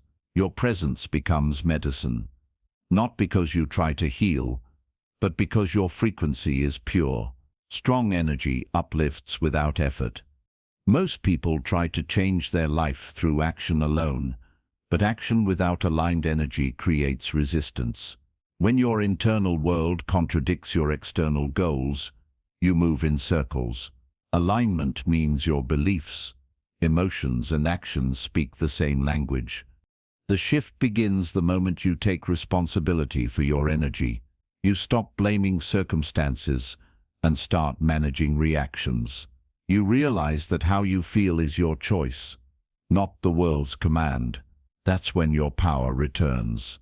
Every negative thought drains energy. Every grateful thought expands it. Gratitude shifts you from lack to abundance, from fear to faith. The more you practice it, the stronger your frequency of peace becomes.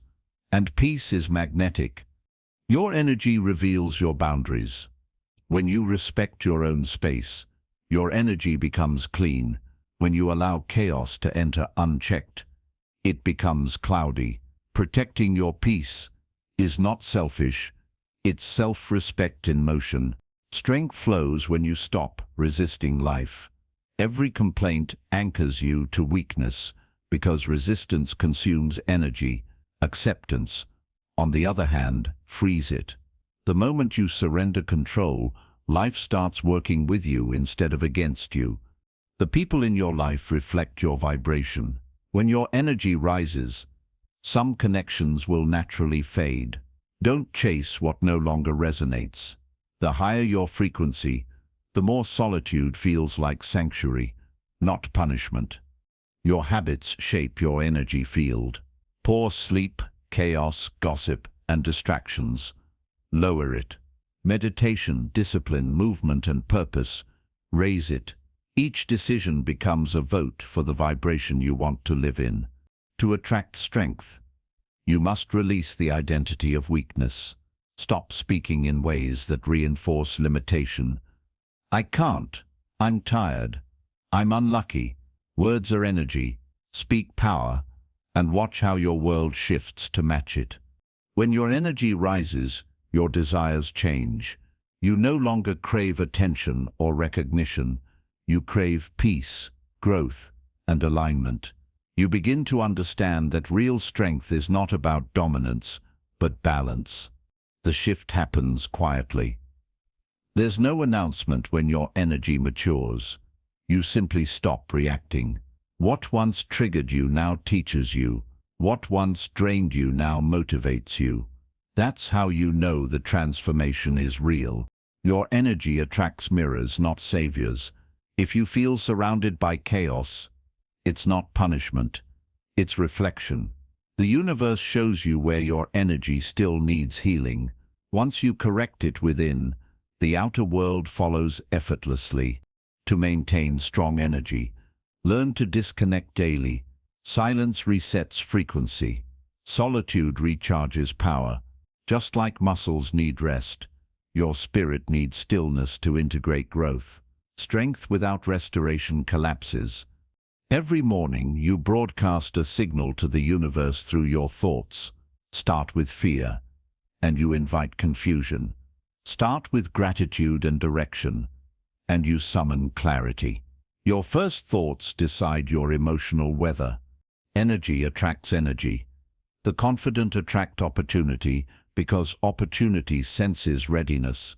Weak energy says, I hope. Strong energy says, I'm prepared. The difference is faith, and faith is the strongest frequency there is. When your inner world is chaotic, no amount of external order can fix it. You must first calm the storm within. Meditation, breath, and awareness aren't luxuries, they're tools to retune your energy to strength. Forgiveness releases trapped energy. Holding grudges keeps your vibration anchored to pain. When you forgive, you reclaim all the energy once wasted on resentment. Forgiveness is not approval, it's liberation. Strength is not the absence of emotion, it's the mastery of it. Emotional awareness allows energy to flow freely instead of stagnating in anger or sadness. You feel, process, release, and rise. That's emotional fitness. To shift your energy, master your self-talk. Every time you tell yourself you're powerless, your energy lowers. Every time you affirm growth, it lifts. The subconscious doesn't argue. It obeys. Train it to align with strength. Your environment influences your frequency. Spend time in spaces that reflect clarity, nature, art, silence. Noise and clutter keep the mind reactive. Simplicity is the foundation of stable energy. When you surround yourself with high-vibration people, your spirit accelerates. Conversations shift from complaints to creation, from gossip to goals. Energy exchange becomes nourishment instead of depletion. The moment you stop forcing outcomes, your energy expands. Desperation suffocates possibilities. When you trust timing, life opens in rhythm. The calm, patient mind magnetizes what the restless one chases in vain. You attract what you believe you deserve. Weak energy begs, strong energy expects. Belief sets boundaries for reality. To strengthen energy, strengthen belief. In self, in purpose, in divine order. When you live in truth, your energy stabilizes. Lies pretending and people-pleasing fragment your frequency. Authenticity consolidates it. Honesty simplifies vibration because it removes contradiction. The strongest energy is humble. It doesn't need to dominate or prove superiority. It simply is. Grounded, compassionate, unbothered. True strength feels light, not heavy. To shift your energy, release comparison. Envy drains your life force by turning focus outward. When you redirect that energy towards self-improvement, you move from jealousy to inspiration.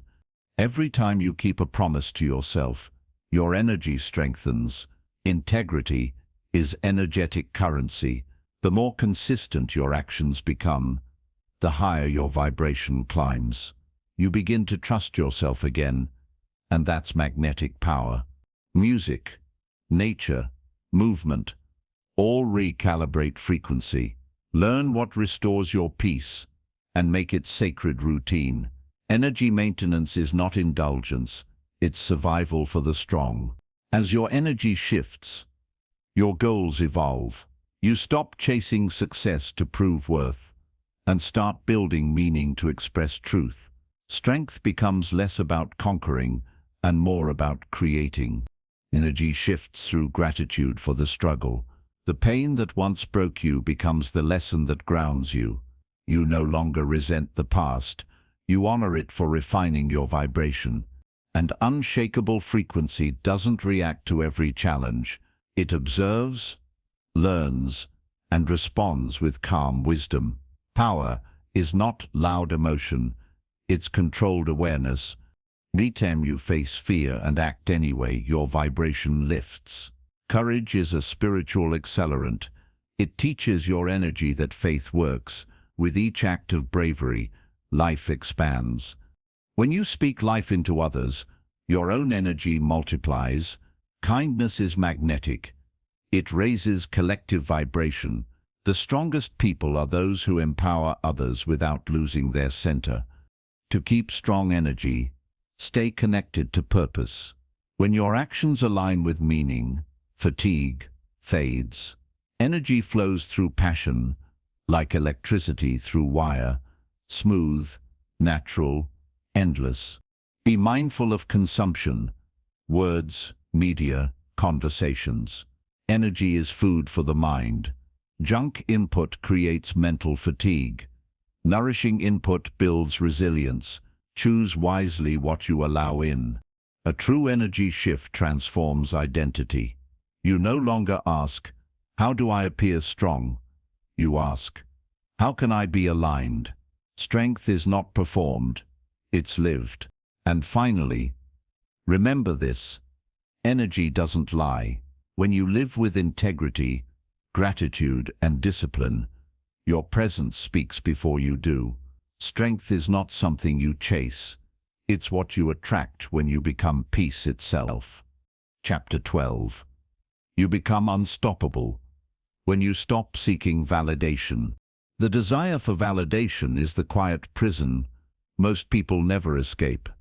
It begins in childhood, when approval feels like love, and it follows us into adulthood, shaping decisions, dreams, and even identities.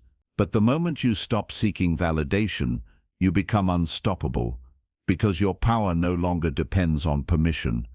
When you chase validation, you trade freedom for acceptance. Every action becomes a performance. Every choice filtered through fear of judgment. You start living for applause instead of truth. But the truth doesn't need applause, it needs alignment. The more you seek validation, the smaller your world becomes. You avoid risks, silence your opinions, and shape your image to fit others' comfort. But authenticity and approval rarely coexist. You can either fit in or you can rise. Validation is addictive because it feels like safety. When others approve of you, it temporarily fills the void of self-doubt. But the high fades quickly, and you're left craving more. Freedom begins the moment you decide that your worth is not up for public vote. You become unstoppable when you stop asking, "Will they like me?" and start asking, "Will I respect myself after this?" Self-respect is the antidote to validation. When you choose it, fear loses control over your life. Validation seekers live in exhaustion. Every move is calculated, every word edited. You overthink, replay, and analyze because you've made other people the judges of your peace. Liberation begins when you stop performing and start living. When you no longer need validation, rejection loses its power. Criticism becomes feedback, not failure. You stop fearing disapproval because your peace no longer depends on anyone's reaction, only your integrity. External validation feeds ego, internal validation feeds growth. One needs applause to survive, the other thrives in silence. When your confidence comes from within, your strength no longer fluctuates with opinions. To stop seeking validation, you must first see how it controls you. Notice how often you adjust your truth to keep others comfortable. That awareness alone weakens the pattern. You cannot heal what you refuse to see. Freedom from validation begins with solitude. When you spend time alone, you start hearing your own voice again, the one buried under years of approval-seeking noise. Solitude teaches you that peace is not found in being liked, but in being whole. You become unstoppable when you choose authenticity over attention. The world may not understand your silence, your boundaries, or your focus, but the ones meant to walk with you will. The rest were never your audience. The truth is, no amount of approval will ever satisfy the person who doubts their own worth. Validation doesn't heal insecurity, it amplifies it. The more you chase being seen, the less you feel real. When you stop seeking validation, your creativity multiplies. You start taking bold risks, expressing truth without filters. Innovation thrives in those who no longer fear being misunderstood. Progress always offends comfort. The person who doesn't need validation is untouchable. You can't shame someone who's proud of their scars. You can't manipulate someone who doesn't fear rejection. Independence of mind creates the strongest armor. Self-trust is what replaces validation. Every time you keep a promise to yourself, your confidence grows. You begin to realize that approval was never the goal, self-belief was. And once that's built, the world can't take it away. Validation seekers live by reaction. Free souls live by direction. The more you align with purpose, the less you need applause. Silence becomes comfortable because you no longer crave confirmation of your worth. The energy of validation is desperation. Always reaching, always proving. The energy of self-respect is calm, steady, grounded, whole. When your energy shifts from needing to being, your presence becomes magnetic. When you stop seeking validation, You also stop fearing failure. You understand that mistakes don't define you. They refine you. Every setback becomes feedback, not humiliation. Growth replaces guilt. The desire for validation shrinks when you master detachment. You stop overvaluing opinions that don't align with your vision. The people who matter will respect you without needing explanation. The rest are noise. To be unstoppable, you must first stop performing. You don't need to impress anyone to prove you're enough. Real power is quiet confidence, the kind that doesn't announce itself, but can be felt by everyone. People who seek validation often mistake acceptance for connection, but connection born from pretense is hollow. When you stand in your truth, the right people recognize you instantly. Authenticity speaks louder than approval ever could. The validation you're chasing from others is often the validation you've denied yourself. Every time you dismiss your intuition, you teach yourself that your judgment can't be trusted. Start listening to yourself and watch your power return. You become unstoppable when your validation comes from progress, not praise. When you find satisfaction in growth, rather than recognition, your motivation becomes infinite. You start doing things for mastery, not attention. Validation ties your peace to conditions, success, compliments, likes, attention, but real confidence is unconditional. It's knowing that even without the spotlight, you still shine. When you no longer chase validation, you stop competing. You realize there's no finish line, just evolution. Everyone's journey is unique. Comparison loses meaning when self-worth is self-sustained. Freedom from validation gives you emotional independence. You stop needing people to agree with your dreams. You start moving even when no one claps. That's when you cross the line between potential and power. You become unstoppable when you realize that not everyone's opinion deserves access to your peace. Some feedback is wisdom, most is projection. Filter everything through intuition, not insecurity. Validation fades. Truth endures. When you live for others, you exhaust yourself trying to stay relevant. But when you live for purpose, your presence becomes timeless. Every act of courage weakens your need for validation. Each time you speak truth despite discomfort, you rewire your subconscious to believe, "My voice matters." That belief builds a foundation no opinion can shake.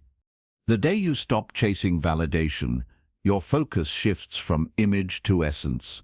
You stop decorating emptiness and start building substance.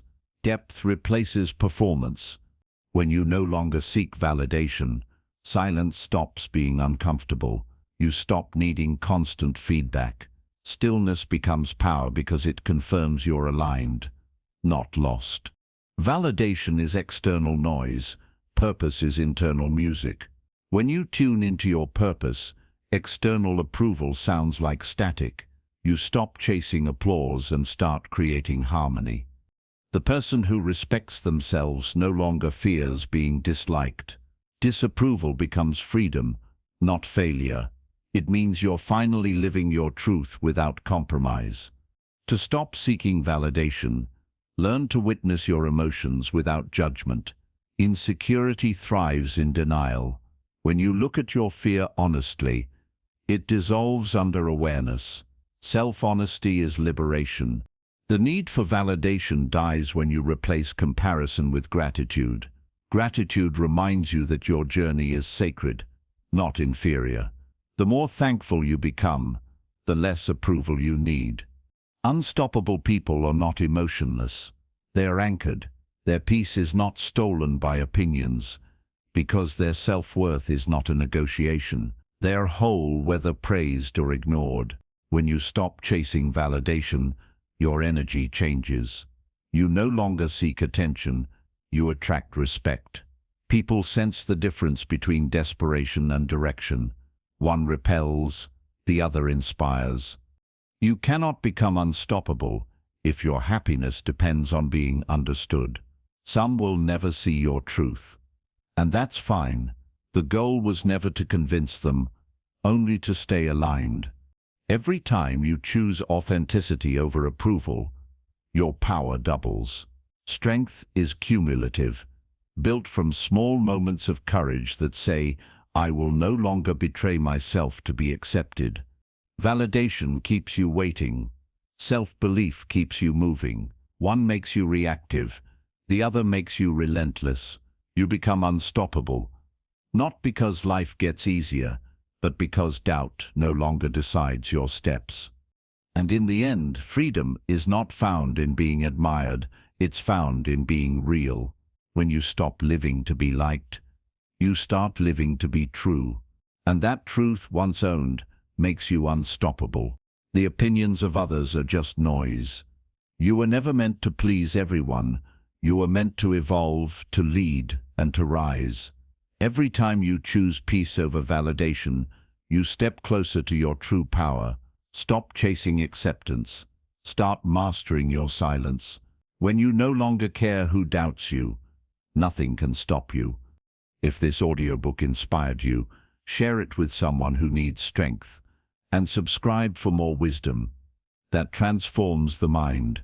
Remember, confidence isn't found in approval. It's found in authenticity.